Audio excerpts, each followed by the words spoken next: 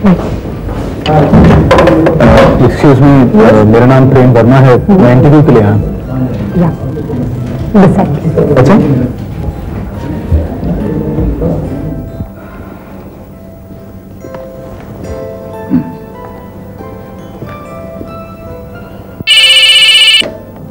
Hello, yes sir, sure. Mrs Shafiq Ahmad.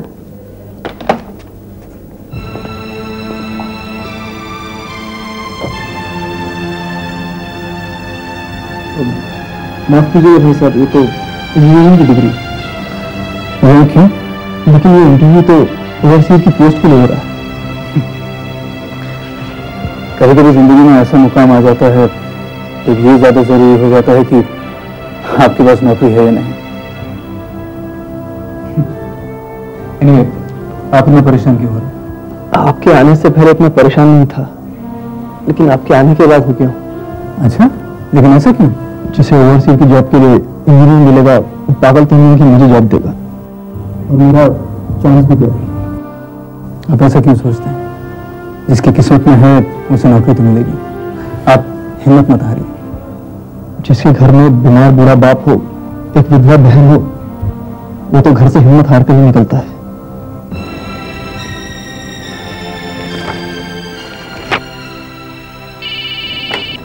Hello, yes sir, yes. Mister Prem Verma.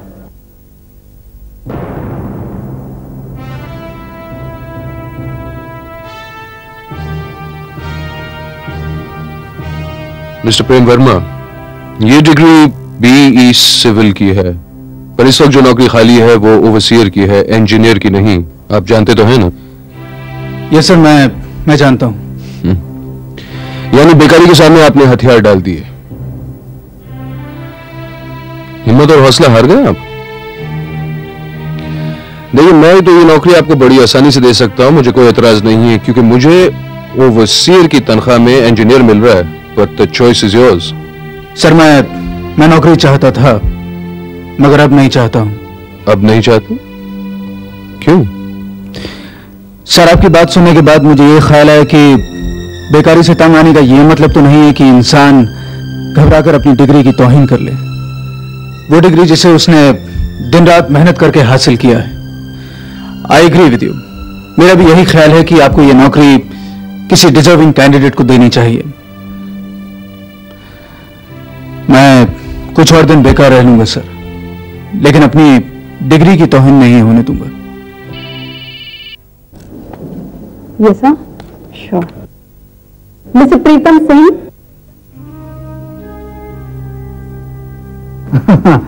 जाओ दोस्त, तुम्हारी नौकरी पक्की हो गई।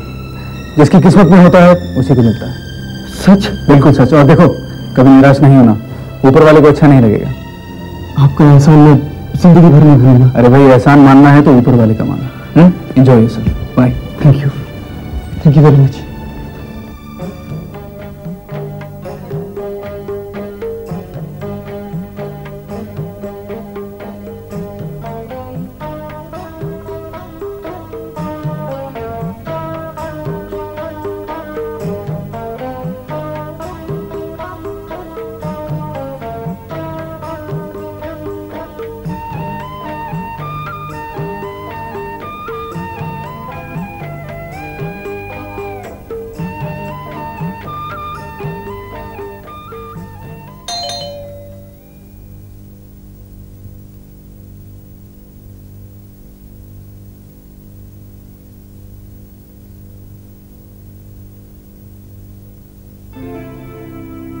अस्सलाम वालेकुम।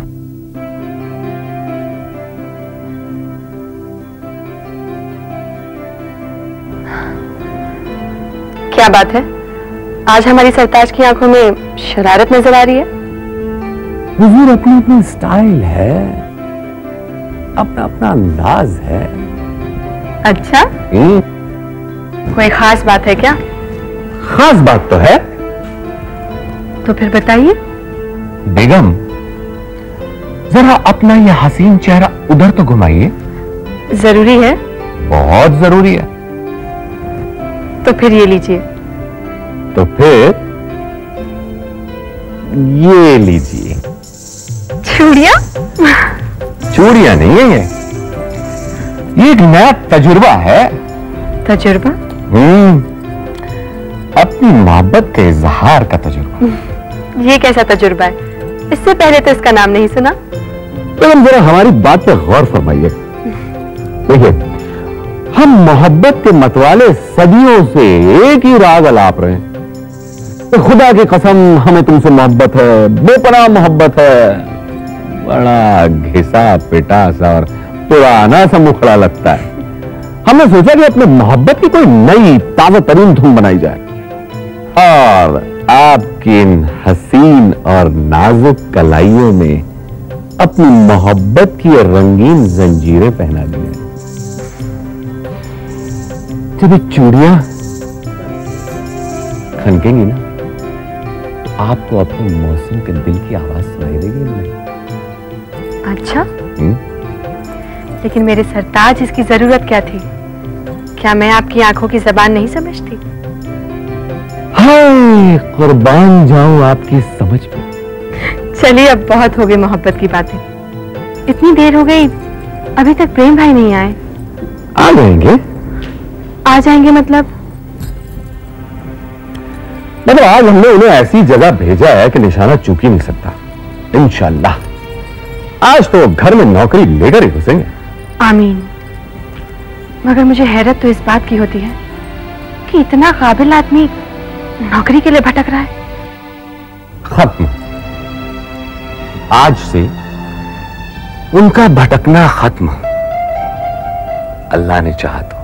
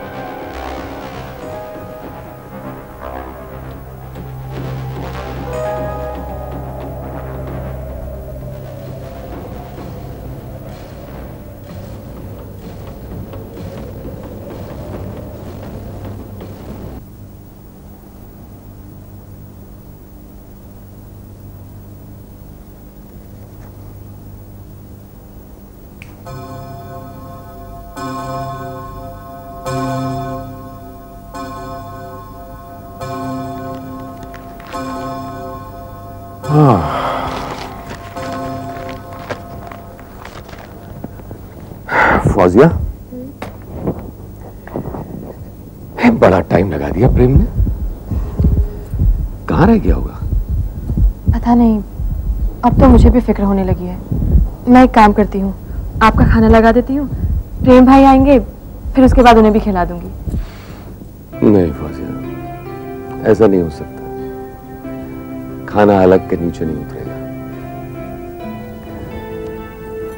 तुम तो जानती हो प्रेम का हम दोनों के सिवा दुनिया में और है ही कौन।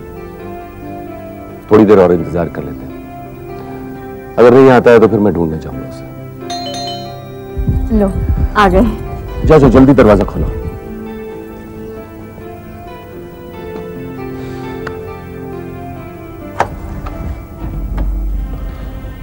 अस्सलाम वालेकुम भाभी। वालेकुम अस्सलाम। आइए आइए। आदाब। तो आ गए आप? इंतजार करते करते आंखें थक गई हमारी। आइए तशरीफ रखिए। और सुनाइए, नौकरी मिल गई ना? नौकरी मिल गई भाईजान। हाँ मालूम था मुझे। मुबारक हो प्रेम, बहुत बहुत मुबारक हो। भाईजान नौकरी मुझे नहीं मिली। नौकरी तुम्हें नहीं मिली? मतलब ये कि वैसे ये नौकरी मुझे ही मिलने वाली थी, लेकिन वहां पर एक ऐसा कैंडिडेट था जिसे इस नौकरी की मुझसे ज्यादा जरूरत थी। घर की सारी जिम्मेदारी उसके सर पर है। उसकी इस मजबूरी को देखते हुए मैंने सोचा कि ये नौकरी उसे ही मिलनी चाहिए। उठो। जी खड़े हो जाओ। मैं खड़ा? जल्दी से खड़े हो जाओ। जी भाईजान।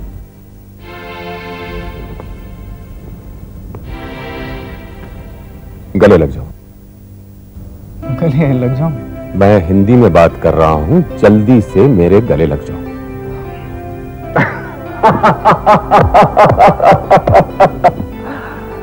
अरे प्रेम, मेरे यार, मेरे भाई, तूने ऐसा काम किया है कि खुदा की कसम दिल खुश हो गया। छाती चौड़ी कर दी तूने हमारी।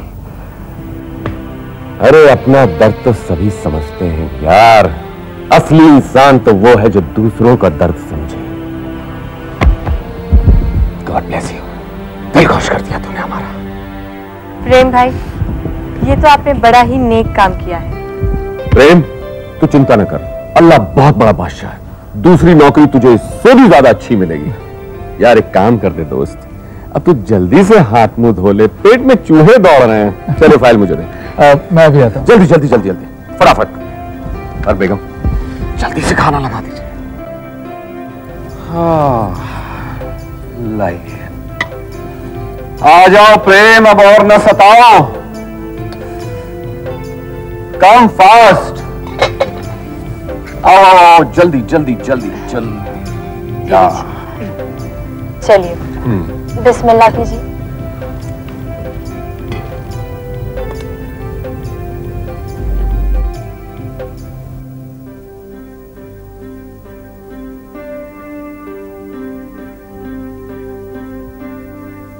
क्या हुआ?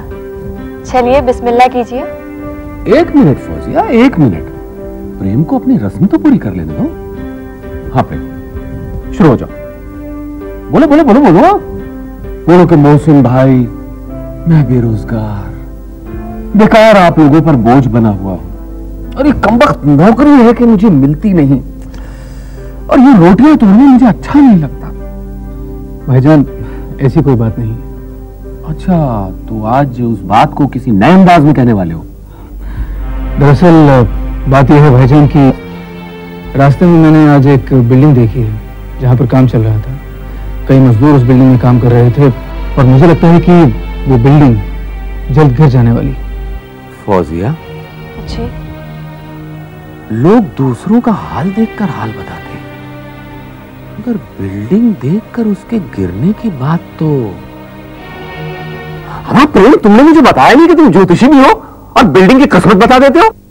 भाईजान आप मजाक कर रहे हैं। देखिए मैं एक इंजीनियर हूं और अपने तजुर्बे के हिसाब से मैं कह सकता हूं कि वो बिल्डिंग गिरने वाली। अमा तो ऐसी बात थी तो सीधे घर क्यों चले आए? कम से कम बिल्डिंग वालों को खबर तो करनी चाहिए थी। मैंने बिल्डिंग के ठेकेदार से बात की, मैंने उसे समझाया भी। मैंने कहा कि बिल्डिंग गिरने वाली है और सारे के सारे मजदूर मारे जाएंगे, लेकिन उसने मेरी एक बात नहीं सुनी। या अल्लाह, अगर ऐसा हो गया तो गजब हो जाएगा। अच्छा तुम एक काम करो, फटाफट खाना खाओ, उसके बाद हम लोग चलते हैं, वो ठेकेदार से मिलेंगे, उसको समझाने की कोशिश करेंगे। अगर न माना तो पुलिस में रिपोर्ट करेंगे।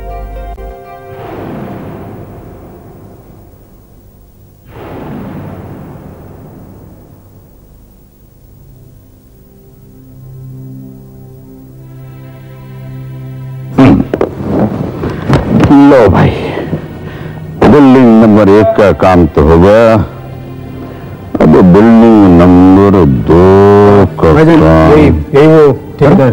आदाब ठेकेदार साहब। अरे तू फिर आ गया मेरा भेजा चाटने। अब नहीं ठेकेदार साहब, वो क्या है कि ये कोई मामूली आदमी नहीं है, सिविल इंजीनियरिंग की डिग्री है इसके पास। अरे जा भाई जा, ऐसे सिविल इंजीनियरिंग की डिग्री वाले बहुत देखे मैंने। देखिए, आप बात समझने की कोशिश कीजिए। जिस जमीन पर आप इमारत बना रहे हैं वो जमीन बहुत सॉफ्ट है, और ऐसी जमीन पर इमारत बनाने के लिए जो फाउंडेशन ठेकेदार शर्मा को फाउंडेशन तू सिखाएगा। अरे मैं आपको कुछ समझाने की कोशिश कर रहा हूं, आप समझ नहीं रहे हैं। मैं तेरी सारी बातें समझ गया हूं। अरे देखिए, बिल्डिंग गिर गई तो बहुत सारे लोग मारे जाएंगे। गिर गई तो गिर जाने दे, अब तू जबान की बात समझता है कि कोई और भाषा समझाऊं तेरे को? क्या सिखाएंगे आप? क्या सिखाएंगे आप मुझे? अरे भाईजान, मैं बताने की कोशिश कर रहा हूं। अजीब आदमी है। तुम जाओ मेरे साथ जाओ। ठेकेदार शर्मा को फाउंडेशन ये सिखाएगा।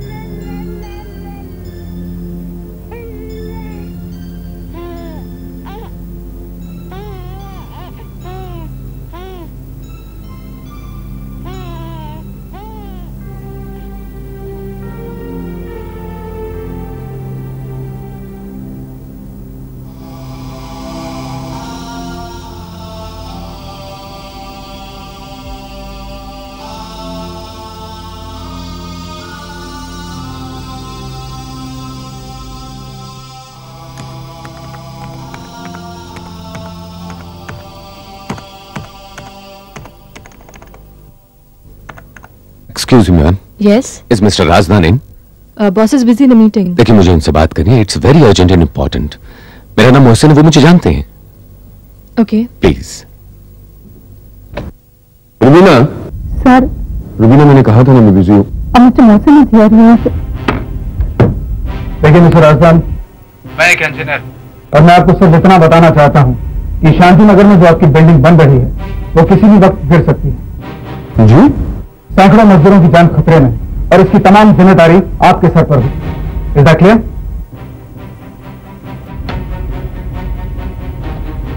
चलिए मौसम भाई, अमीर लोगों के पास पैसे कमाने के अलावा और कोई काम नहीं। इंसान की जान की कोई वैल्यू नहीं। Hello. Hello. Rubina, yes sir. जो साहब बाहर आए हैं उन्हें जरा अंदर तो भेजिए. Yes sir. एक्सक्यूज मी, आपको मिस्टर राजदान अंदर बुला रहे हैं.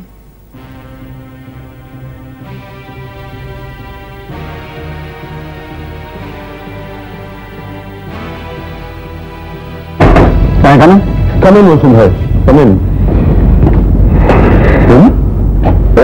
तुम तो देखिए, मैं जानता हूँ इससे पहले मैं आपके पास इंटरव्यू के लिए आया था, लेकिन आज मैं आपको वार्न करने आया कि जो कुछ मैंने फोन पर आपसे कहा है बिल्कुल सही है, दुरुस्त है. देखिए, I hope you realise the charges we are levelling are very very serious. Mausam भाई, प्लीज हमें समझाइए, ये बहुत ही सीरियस चार्जेस लेवल कर रहे हैं. अरे भाई, हमारी कोई नई कंपनी नहीं है, 10 साल से ज्यादा हमारे पास तजुर्बा है, 100 बिल्डिंग से ज्यादा खड़ी की है कि नहीं मौसम भाई? Then how can you expect me to believe कि हमारे इंजीनियर्स इतने इनकॉम्पिटेंट हैं, इतने गैर जिम्मेदार हैं कि जो पूरी की पूरी बिल्डिंग खड़ी की है वो गिर जाएगी? देखिए राजन साहब, मेरी आपसे एक दरखास्त है. प्रेम को मैं बहुत लंबे अरसे से जानता हूँ. एक दफा इसकी पूरी बात सुन लीजिए, उसके बाद जैसा आप मुनासिब समझे वैसा करें. पर मौसम भाई, देखिए बहस करने से कुछ नहीं होने वाला. सैकड़ों मजदूरों की जान वहां तक खतरे में है. आप अपनी साइड पर एक बार फोन कर दीजिए ताकि उन लोगों को वहां से हटा दिया जाए, प्लीज. तुमको मेरे साथ चलना पड़ेगा. मैं आपके साथ चलने को तैयार हूँ. हम चलें प्लीज.